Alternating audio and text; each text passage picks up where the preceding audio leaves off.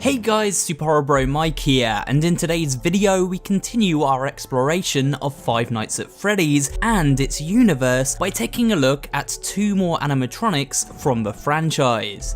If you have missed prior episodes in this series, be sure to check them out as we have covered most of the roster up to this point. However, a handful still remain, and in this video we double up with a detailed look at both Ballora and Balloon Boy, as well as their variants over the years. So sit back, relax, and let's take another journey into the depths of Fazbear Entertainment in an all-new episode of FNAF Animatronics Explained. First up, Ballora. Surely one of the most humanoid animatronic designs, Ballora resembles a graceful ballerina, hence her name.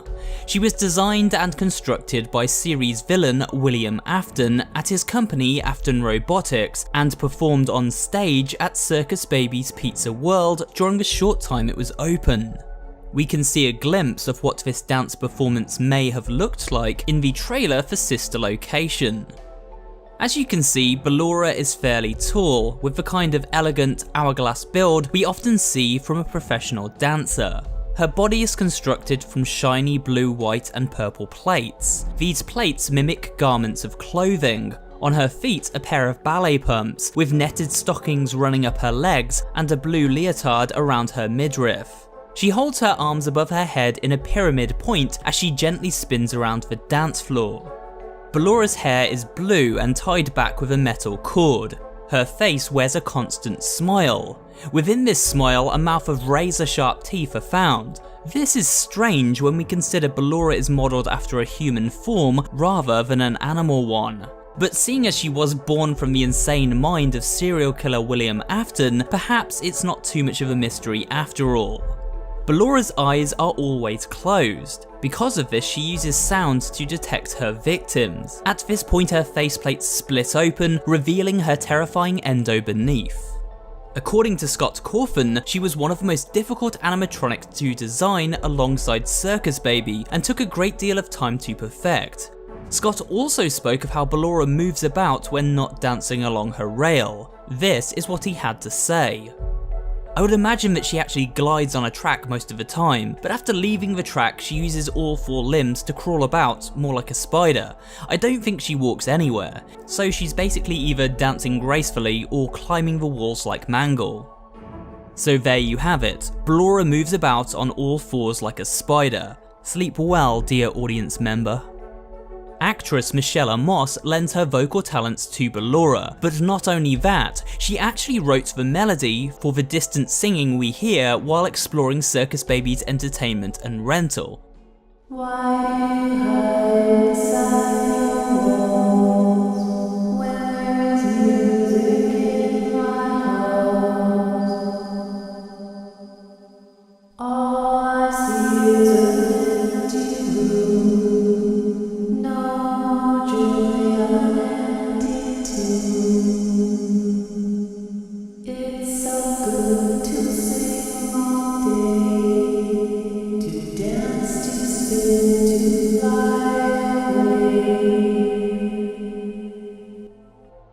To get an idea of how Ballora sounds, check out a few voice clips from her character. Is someone there? Is it time for the show? I can hear someone creeping through my room. Perhaps not.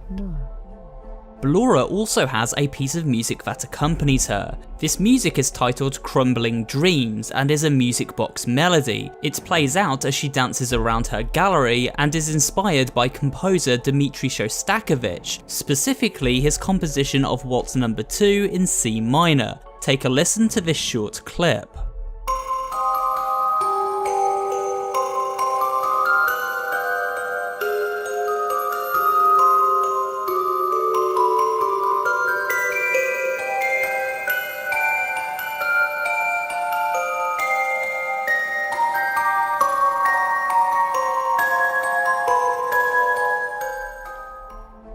Now we've taken a peek at Ballora's look and behaviour in the game, let's investigate her story within Sister Location. Like her fellow Funtime animatronics, Ballora ended up in storage within Circus Baby's Entertainment and Rental, a sister location of Fazbear Entertainment owned and operated by William Afton. It was here that Afton's son Michael took on the night shift and experienced his very own private hell. Ballora was one of the first animatronics he encountered, forced to sneak through her gallery as she span around him, whispering in the darkness. Later on, Circus Baby traps Michael inside a Springtrap suit, where he witnesses Ballora getting scooped by the scooping machine, a process where her innards are removed, leaving only her outer shell.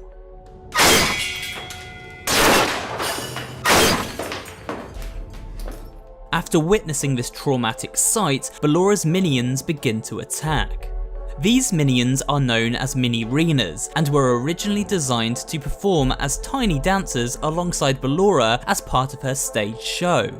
At a glance, the mini-renas seem to resemble the puppet mixed with a more toned down version of Ballora's own design. They wear white masks and beneath the mask is a black ball with no facial features whatsoever.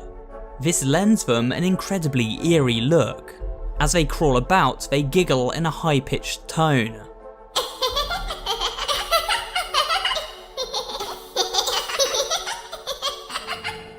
Creepiest of all is when we consider how their eyes glow a faint yellow colour. Why? Well, because as previously mentioned, their faces do not contain eyes, suggesting something paranormal instead. The mini-rena is also tied to a fun Easter egg that can sometimes occur within sister location during the TV show segments after finishing a shift. While eating popcorn, the head of one of these creepy critters will sometimes appear in our bowl. After surviving the onslaught of mini-renas during night 4, Michael Afton returns to his father's factory for another night shift. While Ballora was indeed gutted by the scooping machine, she does still appear in night 5, now taking on the terrifying form of Ennard alongside the other scooped animatronics at the facility. Her consciousness and many of her body parts living on within this twisted jumble. Ennard eventually escapes the facility by crawling inside the body of Michael Afton after he is lured into the scooping room by Circus Baby. And that's pretty much the story of Ballora. Unlike many of the other animatronics from Five Nights at Freddy's, she does not appear as a main character in many of the other games. However, she does make an appearance in both Ultimate Custom Night and AR game FNAF Special Delivery.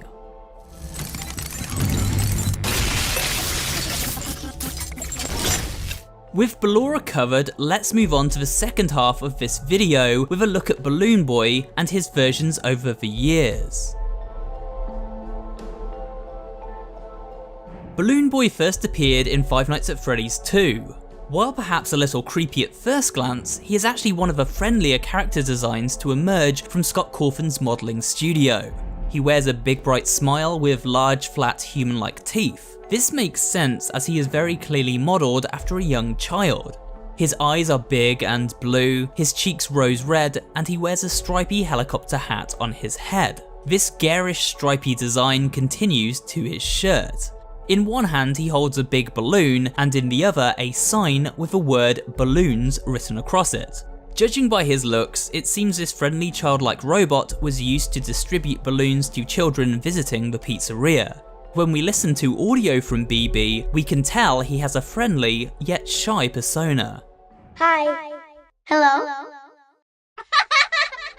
He is also described as a prankster during some of the game over screens found within FNAF Help Wanted. This lines up with our experience of Balloon Boy in the games, specifically FNAF 2, where rather than try to kill us like the other animatronics, he instead will disable our flashlight and air vent lighting, all while giggling at our misfortune. For that reason, it is important to pay attention to BB whenever he says hello to us, as giving him this attention is the only way to avoid his meddlesome tampering. Just remember to wear that Freddy mask. After appearing in FNAF 2 and the aforementioned Help Wanted, Balloon Boy also showed up in the game's DLC, The Curse of Dreadbear, during the Trick or Treat minigame. His final appearance to date has been within mobile game Special Delivery, and it was with this game that BB was finally given the ability to jump scare players. But what about his other forms? Unlike Ballora, Balloon Boy does have several alternate designs, so let's take a look at them. Phantom Balloon Boy showed up in FNAF 3 as one of the many ghostly hallucinations haunting the player during their night shift at Fazbear's Frights. His character model is basically a burnt up version of the one we saw in Five Nights 2, though this time he is given a pretty creepy jump scare. During gameplay, Phantom BB will randomly block the player's vision when switching cameras, and if we are not quick enough, proceed to attack. He is far more sinister than his original version, with glowing white eye sockets. JJ, also known as Balloon Girl in the FNAF trivia book The Freddy Files, is, as her name suggests, the female counterpart to Balloon Boy. She doesn't play an active role in FNAF 2, instead acting as an Easter egg of sorts. She will sometimes appear underneath the player's desk, staring up at them. While this is pretty creepy, JJ is not a direct threat in any way. However, this did change with her appearance in Ultimate Custom Night, where, if selected, she played a far more prominent role, now able to sneak inside the security office and disable the door controls. First appearing in spin-off game FNAF World during a fishing minigame, Dee Dee eventually broke into the main series with her inclusion in Ultimate Custom Night. Here she would pop up at random points during gameplay and sing the player a song in a high-pitched voice. Uh-oh, how unfortunate. Uh-oh, how unfortunate. I know how much you like to fight, so I'll add a new problem to your night. After this song ends, Dee Dee adds another animatronic to the mix, or ups the difficulty level of a current one. She is even able to add animatronics who are not selectable from the main menu. These are Shadow Bonnie, Lolbit, Nightmare Chica, Bonnet, Mini Rena, and Plush Trap. So just like BB, she has a mischievous temperament. During Custom Night's 50-20 mode, Dee Dee takes on a nightmarish, eyeless, and greatly desaturated form known as XOR, which makes her far less cute and far more creepy.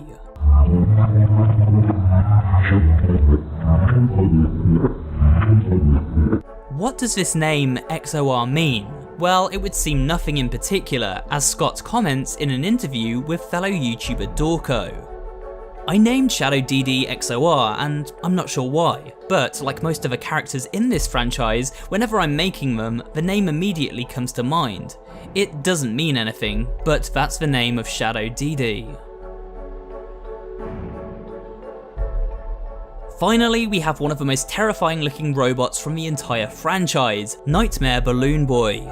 He certainly lives up to his name. He now has fingers on each hand, and these fingers are long and skeletal. His head is enormous with a mouth that extends all of the way around, full of several rows of dagger-like teeth. If this wasn't creepy enough, Nightmare BB's eyes glow bright red like the devil himself.